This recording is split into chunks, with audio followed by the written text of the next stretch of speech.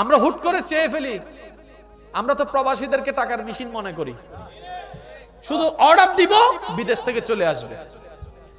এক একটা টাকা কামাইতে যে কত কষ্ট এটা প্রবাসী ভাইয়েরা জানে। অনেক সময় 2-3 বেলা ভাত খায় না খেয়ে থেকে, খাবার না খেয়ে থেকে, শুধু পানি খেয়ে থাকে ওই ঘরে টাকা পাঠানোর জন্য। ওই যে মাস শেষে বিল দেওয়া লাগবে, মাস শেষে বাজার করা লাগবে, মাস শেষে সবকিছু করা লাগবে। পুরুষরা তো এমন একটা জাতি, দিতে পারলে বালা, দিতে না পারলে তোর চাইতে খারাপ আর কেউ নাই। এটা হচ্ছে পুরুষ জাতির ভাগ্য। নারী জাতি যতক্ষণ কাজ করতে পারবে ততক্ষণ ভালো, যখন কাজ করে একটু অসুস্থ হয়ে যাবে, সারাদিন নবাবের বেড়ি বইসে বইসে খাও। নিজেও ভালো থাকি না, মানুষকেও ভালো থাকতে দিই না আমরা। কারণ আমরা ভালো থাকা কাকে বলে সেটাই শিখি নাই, বুঝি নাই। ভাইয়া ইমানদার ভাইরা, ওই বাপ ওই মা সন্তান যদি অসুস্থ থাকে দুনিয়াদারে কিচ্ছু ভাল লাগে না। এবার একজনের সন্তান বলে যে বাবা, হঠাৎ করে এটার কথা শুনছে, 1 মাইল দূর থেকে চলে আসছে। আপনারা বলছেন এগুলো ইজি, কিন্তু ওই একটা জন যখন লাস্টে গিয়ে যখন প্লেটটা তার সামনে আসবে, আপনার কাছে ইজি কারণ এটা আপনার কাছে আছে, আপনার কাছে চাইলে তো আপনি অনলাইন থেকে অর্ডার করতে পারছেন। সবাই তো আর আপনার মতো না। এবার সে বাচ্চাটা যখন চোখের মধ্যে খিচুড়ি দেখছে, যে হাসিটা দিবে, এরকম 100টা মাহফিলের 100 কোটি টাকা ব্যয় করেন, এই হাসিটা আপনি কিনে দেখাতে পারবেন। ওই একটা বাচ্চার যখন মন খুশি হয়েছে, বাবার চেহারায় আনন্দ, আমার ছেলে অনেকদিন পর একটু, হয়তো ওই একজনের ওই কাজটার উসিলায় আল্লাহ আমাদের সকলের হাজিরাটাও কবুল করে নিতে। সেজন্য কখনো নেগেটিভটাকে প্রশ্রয় দিবেন না ভাইয়া, পজিটিভটাকে দেখেন, হয়তো এটার মধ্যে কোনো একটা ভালো আছে।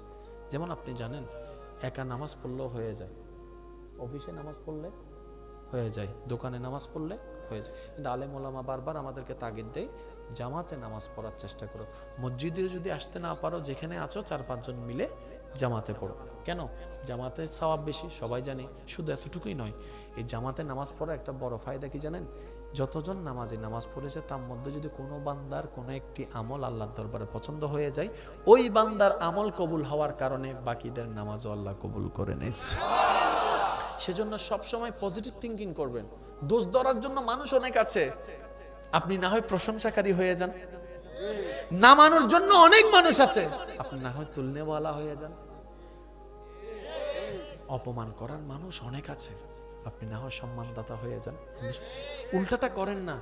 যখন রবের রহমত দেওয়ার সময় আসবে, আপনার পাল্লাটা ভারী হয়ে যাবে। কারণ আল্লাহ জালেমকে দয়া করে না, যারা দয়া করে তাদের উপর আল্লাহ দয়া করে। সুবহানাল্লাহ।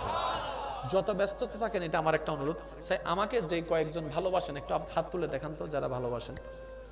মাশাআল্লাহ মাশাআল্লাহ, আল্লাহ আপনাদের সকলের হাত কবুল করুক, আমিন। আচ্ছা, এবার আপনাদের উপর আবদার করে আমার একটা কথা বলার অধিকার আছে না নাই? যুবকদের উপর আছে না নাই? আল্লাহ যদি কখনো তৌফিক দেয়, বিয়ে করার সৌভাগ্য হয়, মা বাবার মুখে হাসি ফুটিয়ে বিয়ে করবেন ইনশাআল্লাহ। যুবকদের আওয়াজ এটা আরেকটু বড় লাগবে, আর একটু জোরে বলেন। মা বাবার চেহারায় হাসি ছিনিয়ে বিয়ে করার দরকার। আর বিয়ে যখনই করবেন, মেয়ের বাড়ি থেকে একটা সুতা আনার দরকার, একটা সুতা আনার দরকার। কেউ যদি বলে যে ফার্নিচার দিমু, আসসালামু আলাইকুম বলছেন, এটাই পাইছি। ফ্রিজ একটা লো না, আমার বাবা কিনে দিছে। একটা খাটলো, আমার বাবা বাঙ্গা হইলো, আমার জন্য একটা দিছে। আর বাকিগুলো আমি জোরাবো। বউটা আমার, আমি আমার বউকে যা আছে যেতটুকু পারি আমি দিব। আমি হারাম ভাবে দিব না, আমি হালাল ভাবে দিব। আমি সুদ ঘুষের টাকা দিয়ে দিব না, আমার ঘাম ঝরা পরিশ্রমের টাকা দিয়ে আমার বউয়ের জন্য আমি শাড়ি এনে দেব।